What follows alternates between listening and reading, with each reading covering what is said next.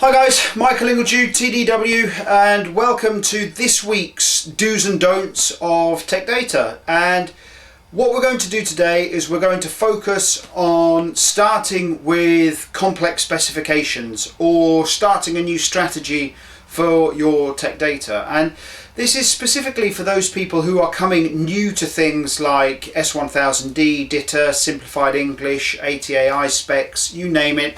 We're focusing on those kind of people, and this is a question that we're asked regularly and constantly. What are our do's and don'ts of getting it right? Because you can see people that get it wrong and it causes massive frustration and it reflects badly on the specifications that they're trying to use or the approach that they're trying to use. So it's a little bit longer, this one. We're going to do 5 don'ts and we're going to do 5 do's of starting out on a TD strategy. And we'll look at the don'ts first and then hopefully some interesting do's. So first, number 1 on don't.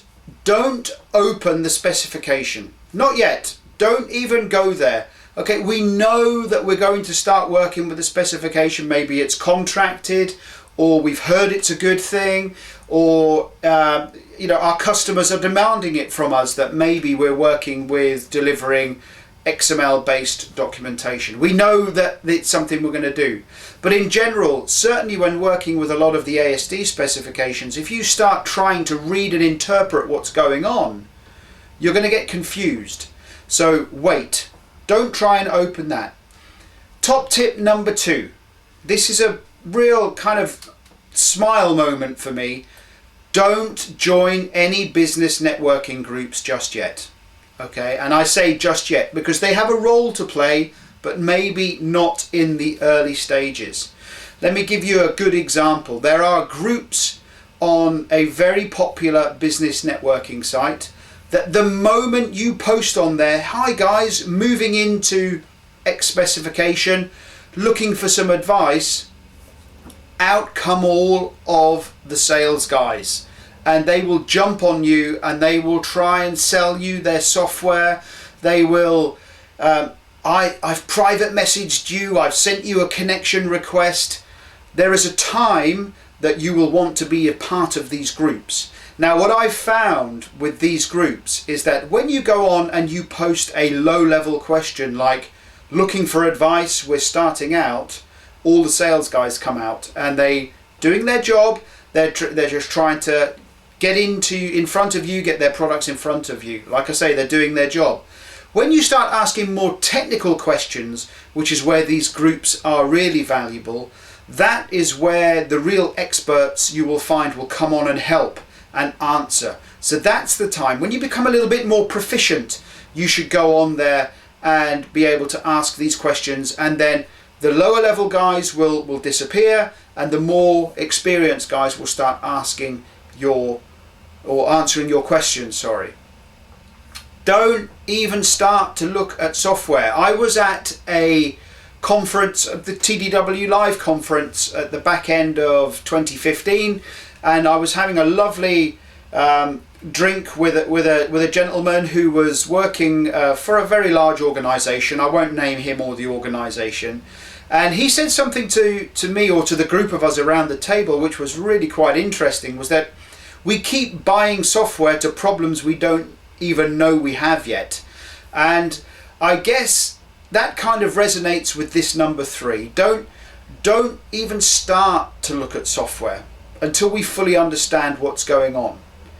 In the same way, number 4, in the same way that I would suggest or recommend that at this stage we don't go on to those networking sites, stay away from the networking sites, I wouldn't go to any specification focused events. So I'm talking about conferences that focus on one specification as opposed to looking at all specifications. The reason I say that is that you're going there to feel the love. Everyone there wants you to believe that it's the best thing since sliced bread. Very rarely do you go to any of these conferences and you'll hear, these are the 5 things that went wrong, this is where we struggled, this is why we ditched it, this is why we moved to something else. you're going to go there and you're going to get a very one-dimensional view of the world. So as with these groups online, is that once you've decided that you're going to nail your colors to a mast, then go to those events. Those events then become invaluable. You can then go and share experiences with other guys that have been using specifications as long or longer than you. You can look at new innovation, new tools that are available. But for now, and while you're starting out, I would say don't go near those events, because you're only going to hear a one-dimensional perspective on the world. Now, one thing that I always say is that don't just listen to bad news stories. Okay, don't just listen to the local mill that says, well, we tried using X specification and it cost us this much and it failed, so we kicked it out. There are plenty of good news stories out there too. Make sure you listen to some of those good news stories and get a balanced view of the world. Don't just go out there and listen to the guys that are anti-specifications, anti-XML, anti-software companies.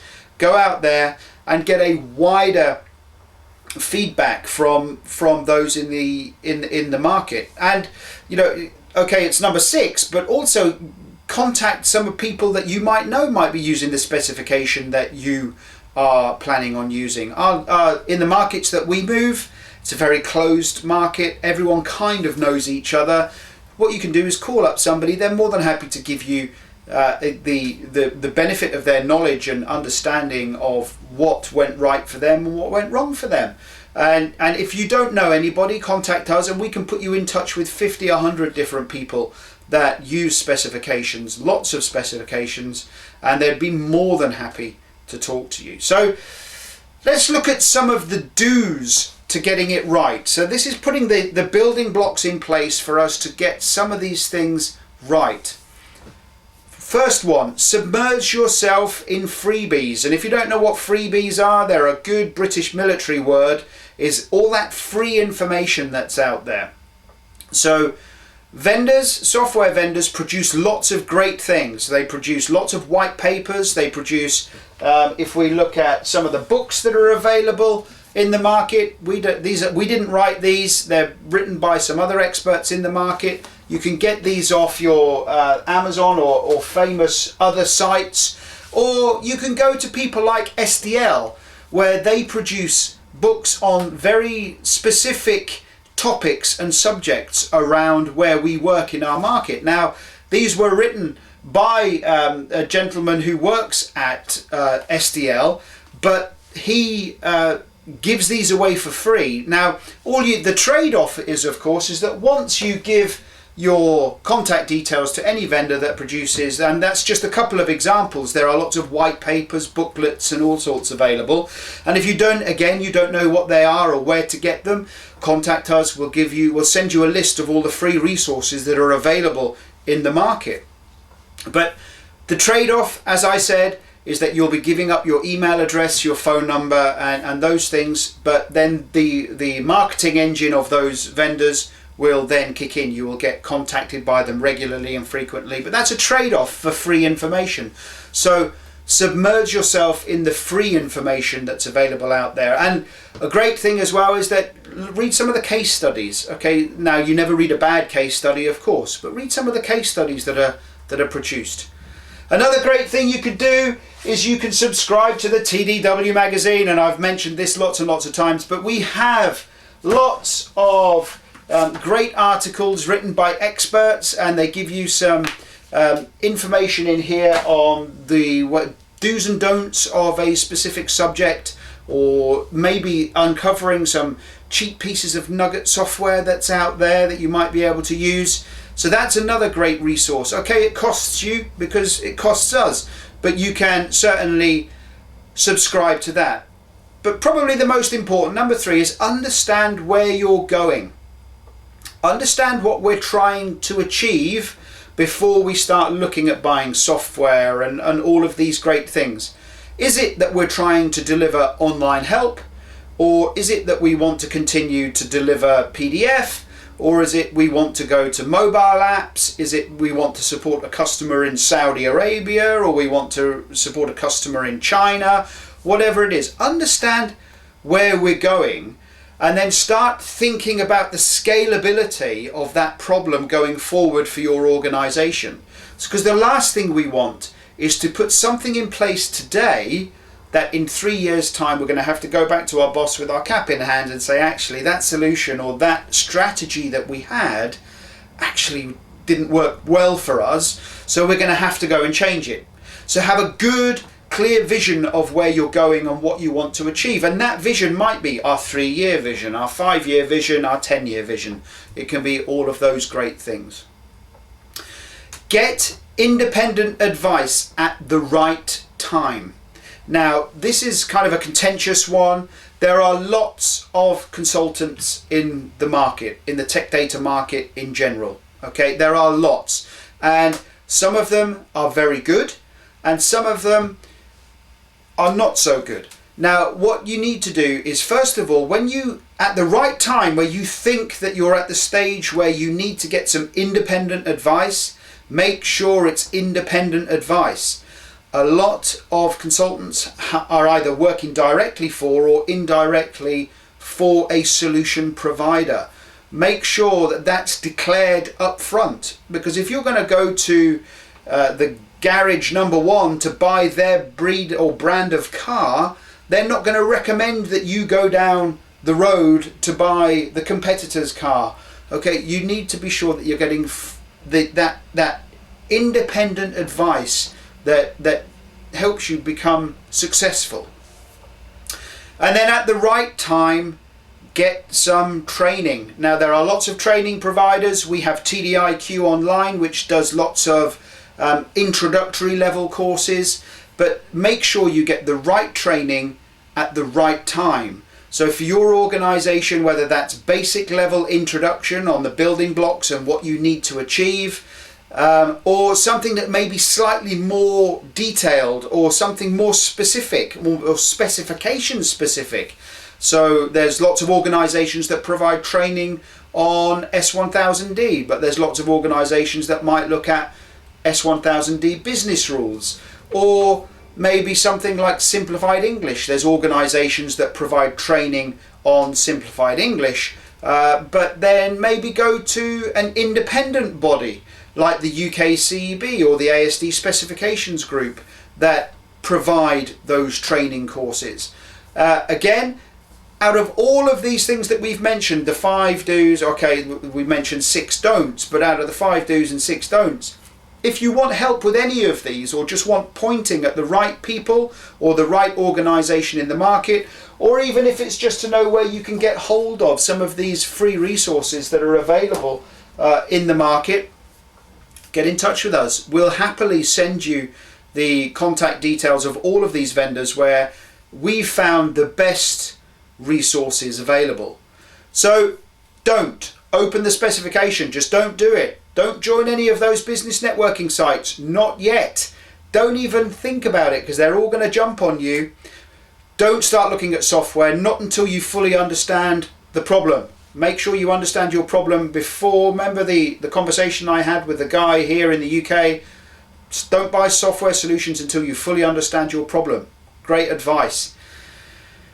Don't go to any specification events just yet. Okay, they will provide invaluable or prove invaluable to you later on in your specification life, but don't do it early on, because you're going to get a very one-dimensional view of the world. Always listen to good and bad news stories. Don't listen to just the bad news stories. It's not like going to Amazon to buy something and then you always scroll down for the 1-star review and there's 300 5-star reviews. Okay, make sure you have a good balanced perspective on what it is you're trying to achieve.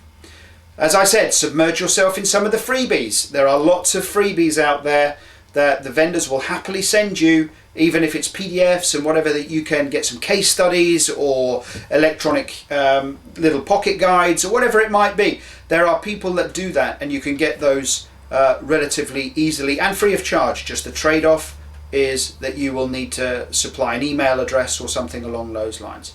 Of course, as I've said already, buy our magazine. Do it. Understand where you're going. Make sure you understand fully where you're going. Don't have a kind of wishy-washy, well, we think we need to do this. Have a real clear vision of where you want to go. That will help you build backwards your strategy to achieving it. Independent advice. Make sure that any advice you get is independent and is not tarnished or has a different perspective on the world due to external influences like software or training providers or whatever it might be. And then get training, even if it's the very basic level training, so that you can have a good understanding, or at least you understand when somebody starts talking to you about some of the buzzwords that you kind of know what's going on. There's nothing worse than going and speaking to the doctor and the doctor mentions something and you have no idea what he's talking about. Okay, so get a little bit of knowledge so it helps you move forward. So again, I'm Michael Ingledew. I hope you found those 5 do's and don'ts of starting on an XML specification driven strategy. I hope you found it useful. We've had lots of feedback already, and please keep that coming in. The suggestions that we've had on topics we've added to the list, and I hope you found it useful.